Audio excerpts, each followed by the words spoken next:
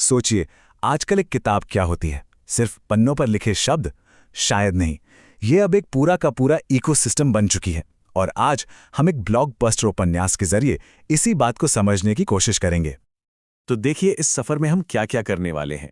सबसे पहले हम देखेंगे कि कैसे एक छोटा सा शीर्षक हजारों थियोरीज को जन्म देता है। फिर द हॉलमार्क्ड मैन की कहानी के अंदर चलेंगे और जानेंगे कि इसके फैंस आपस में इतने बंटे हुए क्यों थे। ये भी पड़ताल करेंगे कि क्या इस कहानी के निशाने पर असल दुनिया के लोग थे। और हाँ, सबसे जरूरी सवाल, आज के जमाने में हम पढ़ते कैसे हैं। और आखिर में इस अधूरे अध्याय को एक साथ पूरा करेंगे। तो चलिए शुरू करते हैं वहां से जहां कहानी किताब खुलने से भी पहले शुरू हो जाती है। तो किसी भी किताब की जिंदगी ना उसके शीर्षक से ही शुरू हो जाती है। और द हॉलमार्क्ड मैन के मामले में तो इसके नाम ने रिलीज से पहले ही जैसे तूफान खड़ा कर दिया था अटकलों का। अब ये जो हॉलमार्क शब्द है, इसका सीधा सा मतलब है ऑथेंटिसिटी की गारंटी। जैसे सोने चांदी पर स्टैंप लगा होता है ना कि हाँ ये असली है, इसकी शुद्धता टेस्ट हो चुकी है। तो शीर्षक ही अपने आप में एक बहुत बड़ा सुराग था। लेकिन सवाल ये था कि किसी आदमी के हॉलमार्क होने का क्या मतलब हो सकता है। और बस यही एक सवाल प्रशंसकों के लिए एक बड़ी पहेली बन गया। इसके हर संभव मतलब को निकालने की कोशिश हुई और ऑनलाइन थियरीज की तो जैसे बाढ़ ही आ गई। और प्रशंसक कितनी गहराई तक गए, ये देखना सच में कमाल का है। उन्होंने शीर्षक को हर चीज से जोड़ दिया। किसी ने इसे सुनारों के संरक्षक संत से जोड़ा, तो किसी ने फ्रीमेसन्स जैसी गुप्त सोसाइटियों से। यहां तक कि सार्क नाम के एक छोटे से द्वीप के राज चिन्ह तक को इससे लिंक कर दिया गया। मतलब अटकलों का स्तर ही अलग था। तो ये सारी बातें तो हुई शीर्षक और उससे जुड़ी थियरीज की। लेकिन जब 912 पन्नों की ये किताब आखिरकार लोगों के हाथों में आई, तो उसके अंदर की कहानी क्या थी? चलिए देखते हैं। सबसे पहली बात, ये कोई छोटी मोटी किताब नहीं है। पूरे 912 पन्नों का एक विशाल उपन्यास। और इसकी पूरी कहानी एक बहुत ही भयानक खोज के आसपास घूमती है। सोचिए, एक चांदी की दुकान का तहखाना और उसके अंदर एक लाश मिलती है जिसके टुकड़े किए हुए हैं और उस पर एक मैसोनिक प्रतीक बना है। बस यहीं से एक बहुत बड़ी दूर तक फैलने वाली जांच शुरू हो जाती है। तो ये है कहानी का सेटअप, एक क्रूर हत्या का रहस्य जो फ्रीमेसनरी और कीमती धातुओं की दुनिया में लिपटा हुआ है। और कहानी का जो मुख्य संघर्ष है वो इसी बुनियादी असहमति से शुरू होता है। पुलिस कहती है कि पीड़ित एक सजायाफ्ता लुटेरा जेसन नोल्स है, लेकिन जो क्लाइंट है उसका मानना है कि ये उसका लापता बॉयफ्रेंड रूपर्ट फ्लीटवुड है।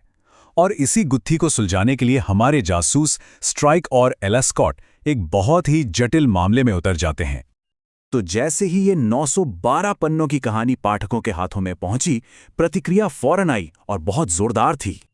देखिए, बहुत सारे पाठकों के लिए जो काफी समय से मुख्य किरदारों के बीच रोमांस के विकसित होने का इंतजार कर रहे थे, उनके लिए ये किताब एक ट्रीट जैसी थी। जैसे इस कमेंट में लिखा है, इस किताब में स्ट्राइक ने मुझे बिल्कुल मोहित कर दिया है। उनके लिए ये इंतजार सफल हुआ। लेकिन हर कोई खुश नहीं था। कई लोगों के लिए जो मुख्य महिला पात्र है रॉबिन, उसके कुछ फैसले और कार्य पूरी कहानी में निराशा का कारण बन गए। जैसे कि ये पाठक लिखते हैं, मैं बस उससे नाराज हूं। साफ जाहिर है कि वो काफी नाराज थे। और कहानी के अंत ने तो आग में घी डालने का काम किया। मुख्य रिश्ते को एक अनसुलझे मोड़ पर छोड़ दिया गया, जिसके बाद प्रशंसकों ने अंतहीन थ्योरीज बनानी शुरू कर दी और फैन फिक्शन की तो जैसे बाढ़ आ गई। तो बात साफ है, प्रशंसक इस कहानी से इतने भावनात्मक रूप से जुड़े हुए थे कि प्रतिक्रिया भी उतनी ही जबरदस्त आई। एक तरफ लोग मोहित हो रहे थे, तो दूसरी तरफ लोग इसे सबसे बेतुकी बकवास तक कह रहे थे। यही भावनात्मक निवेश इन मिलीजुली प्रतिक्रियाओं की वजह बना। लेकिन किरदारों और उनके रिश्तों से आगे बढ़कर कुछ विश्लेषकों ने इस उपन्यास में एक और परत देखी। उन्हें लगा ये कहानी कुछ विवादास्पद असल दुनिया के विषयों से भी जुड़ रही है। कुछ विश्लेषकों का मानना है कि लेखक ने इस कहानी को असल दुनिया के मुद्दों पर टिप्पणी करने के लिए इस्तेमाल किया है। जैसे इस टेबल को देखिए, इसमें 3 संभावित निशाने बताए गए हैं। पहला, यूके की पुलिस और मीडिया।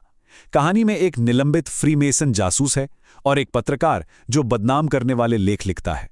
इसकी तुलना लेखक की उस आलोचना से की जाती है जिसमें उन्होंने पुलिस पर ऑनलाइन कार्यकर्ताओं का साथ देने का आरोप लगाया था। दूसरा, बोरिस जॉनसन। कहानी में किरदार है लॉर्ड ओलिवर ब्रेनफुट, जो एक मजाकिया पूर्व सांसद हैं। ऐसा माना जाता है कि उनके सार्वजनिक व्यक्तित्व में जॉनसन की झलक दिखती है। और तीसरा, फ्रीमेसनरी। पूरी हत्या का रहस्य मेसोनिक प्रतीकों और अनुष्ठानों से घिरा हुआ है, जिसे एक झूठे धर्म के रूप में दिखाया गया है। यह विश्लेषण दिखाता है कि कैसे कल्पना की कहानियां असल दुनिया की बहसों को छू सकती हैं। अच्छा, ये बहस के प्रशंसक क्या सोचते हैं, विश्लेषक क्या सोचते हैं, यह सब बहुत दिलचस्प है।